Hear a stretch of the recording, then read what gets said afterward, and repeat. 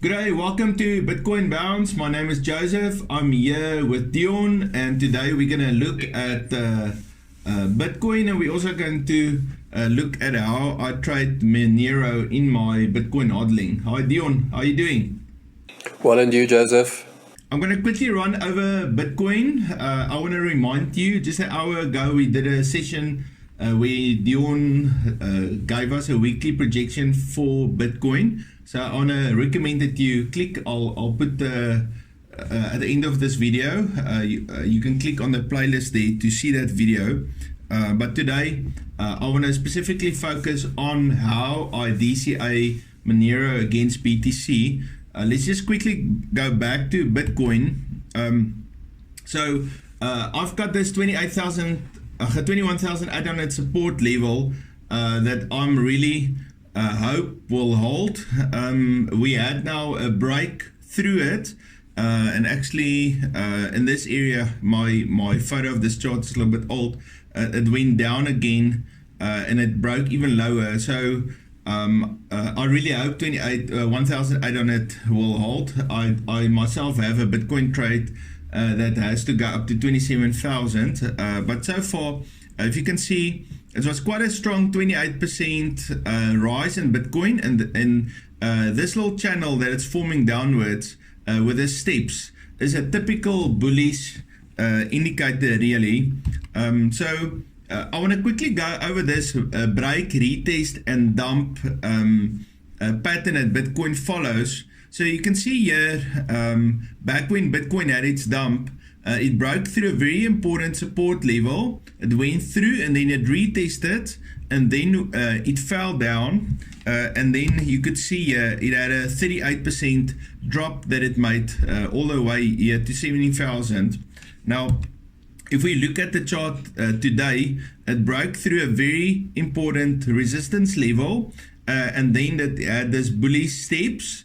And then it hit a support here. So that for me is actually a very positive. You can also see it was the itchy is green already, and it is showing us also as another bullish signal. So you got kind of three bullish indications. You got a bounce of the support, you got the itchy turning green, and then you got this steps. Which is also a bullish downwards channel. I'm very bullish on Bitcoin. And then you can see if Bitcoin can reach 30,500, then really from the point where we are right now, we can have another 38% pump, similar to the 38% dump that we had on that side. So I think for extreme bullish scenario, if we put in a trade today and you just leave it, I think you can set your take profit at 38%, and it's very possible for Bitcoin to do that. All right. I also want to go here to the S&P 500. So the S&P 500 and Bitcoin right now is following a very similar pattern. You can also see this falling wedge, and then it broke through that channel. And it also broke through a major resistance level. So the expectation of the S&P 500 is for it to run all the way to 4,200 before it bounces back. And so if that would do that, if you measure this is about a 10% move on the S&P 500, and Bitcoin moves about 3 times what it moves on the S&P 500. So you can expect at least a 30% move for 30% plus move for Bitcoin up. So that's why I'm very bullish on Bitcoin right now. There's not really any signals that tells it that it's about to bump, to dump. Okay, so that's enough about Bitcoin. I want to go into my Monero strategy. Let me just get out of here. I want to get into my chart. So this is Monero against BTC over the last few. It's from October until now. So this chart is very interesting because if you look at most of the charts, you will see most of the altcoins dumped, and they're sitting way down there against BTC. But Monero was actually able to do a little bit better than Bitcoin has been doing. And so I think this is if you hodl Bitcoin, I think there's a real opportunity for you to make money trading Monero against Bitcoin. So I want to show you how I would do it. My strategies, I got here a 14 period RSI, and then I got a 30 level at the bottom and a 70 level at the top. Okay, so what I would do, let me just draw it out here for you. When I see a break of the 30 level at the bottom, so there we had a break of the 30 level, okay? So when I see a break like that, okay, let me just show that same break oops, see if this thing will draw right here. When I see a break here, then what I would do, I would enter my trade, and then I would go for 10% take profit. Now, if I go down here, it would not have hit my second part of my DCA, so I would have had a 10% take profit right here. So I would have, let me just draw a little line here, sorry.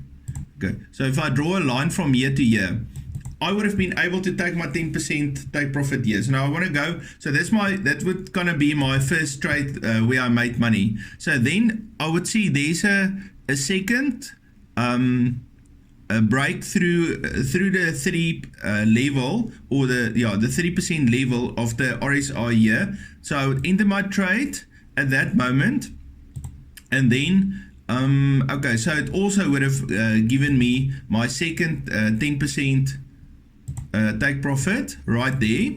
Okay, so then I would go for my third breakthrough right here. So that will be in this area right here. So there's my next entry. If I take my measuring tool, okay, I still would not have been taken another DCA position. So, and I would have taken take profit at this level. Okay, so this would be let me just draw a line here.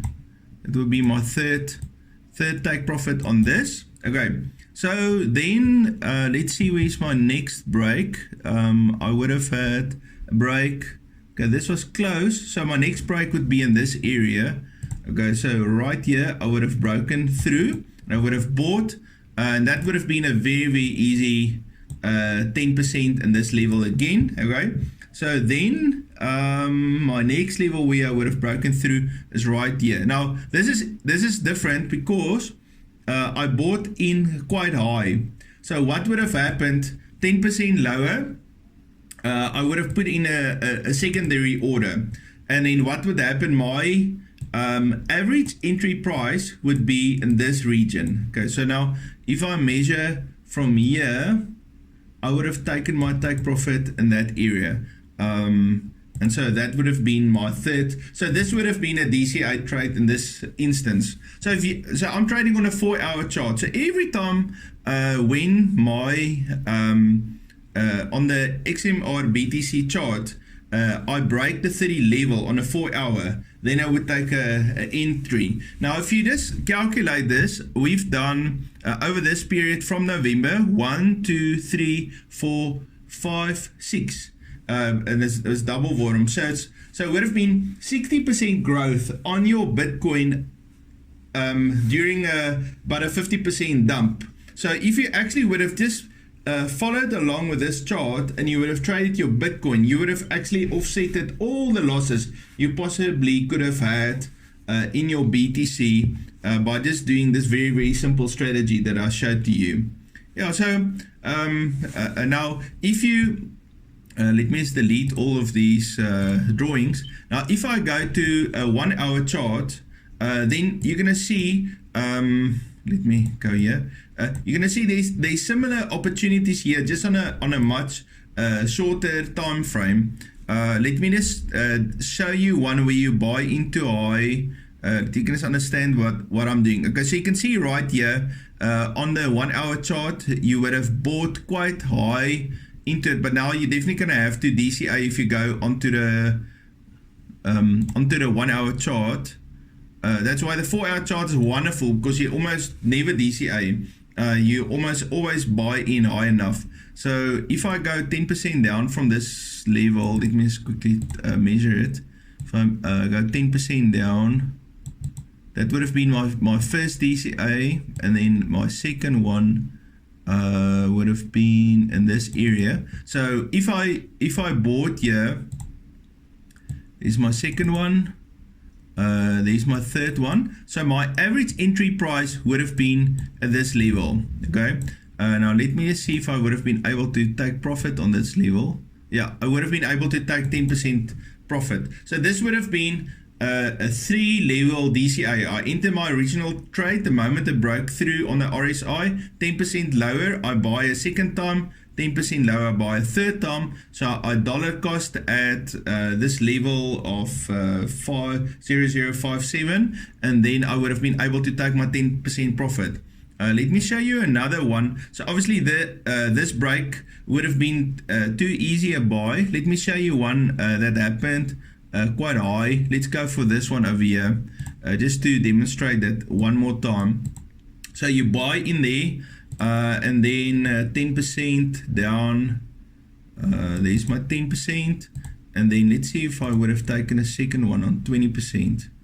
No, I would not have. So what would have happened? I would have bought on this level, and then I'll buy 10% down. So now my average entry price is at this level, and then of course let me just get this price 10% higher.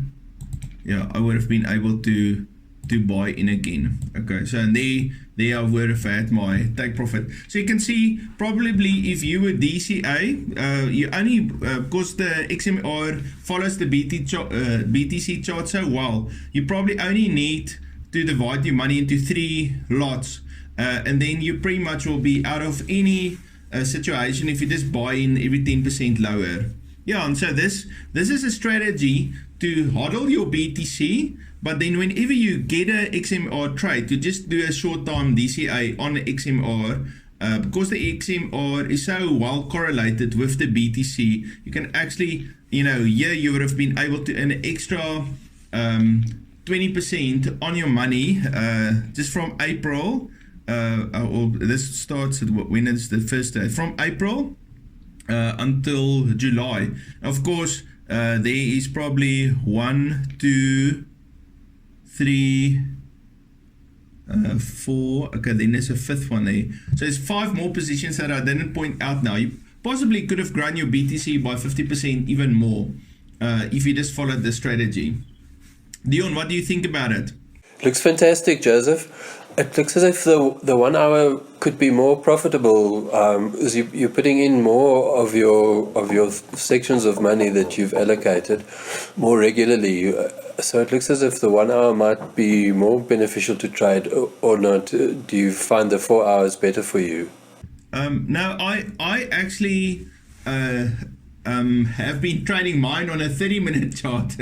so you got a lot more trades, and it's even more profitable. I actually have a DCA optimizer, and I optimized it on a 4 hour, 1 hour, 30, 15 minute, 5 minute RSI, and it actually optimized for me every time on an RSI when it dips below the 30-minute chart. That's actually where I was able to make the most money. So if I go to my 30-minute chart, so I'm going to delete all of these drawings. If you go on a 30-minute chart, you'll notice there's a lot of entry opportunities, and then every time when it falls down, then you can just buy in again. It's the Monero BTC charts, the trading, Monero is not really going much faster than BTC, but also not less. They kind of follow the same price all the time, and that makes it for me like a perfect DCA strategy or scalping strategy, because you actually never have to put a stop loss in, because the Monero is not going to run up to high or to low. It's going to stay very close to BTC. So that's why I went through all the charts to see how they correlate with BTC, and I found the Monero is actually for me the best choice on the bigger coins to find a chart that follows BTC. And for me, if I do a short-term scalping or a DCA strategy, this is just a perfect setup. I used to always do it BTC with BNB and then BTC with Ethereum, But right now for me, the Monero chart is actually performing better than those two. Okay, fantastic. And tell me, I know you don't like chart watching and you have a busy life. How have you automated these trades so if you're sleeping or if you're not there that and this level hits that you start to trade or not yet? Okay, so when I trade it on the 4 hour, it's quite simple. I can just open my limit orders and I can check it once a day, and I can just move my take profit on the 3 limit orders down if as the limit orders takes, because as long as you just go to your charts once a day, it's fine. But when I do it on a 30-minute chart, you can sometimes have 2 or 3 trades in a day that play out if there's a lot of movement. So for that, I use 3 commas, and I got an excellent DCA automated facility that you can use. So yeah, for me, I just use 3 commas. Very simple to use. Yeah, that's what I'm using right now. It's a combination between hodling, doing trades by hand, and then also using my 3 commas DCA bot. Okay, great. Alright guys, thank you. That's all from us for today. We're going to watch those announcements closely, and tomorrow morning myself and Dion is going to be back, and we're going to give you hopefully some good news. Have a fabulous day. See you next time. Cheers guys.